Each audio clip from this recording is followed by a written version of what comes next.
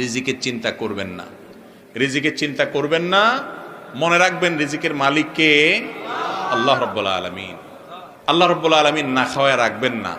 আল্লাহ তাআলা তার পশু পাখি সাধারণ কীট পতঙ্গকে যদি রিজিক দেয়, আপনি আশরাফুল মাখলুকাত, আপনার রিজিক আল্লাহ তাআলা অবশ্যই। শুধু রিজিকের ধান্দায় পড়ালেখা করা এটা কখনো সুশিক্ষা হতে পারে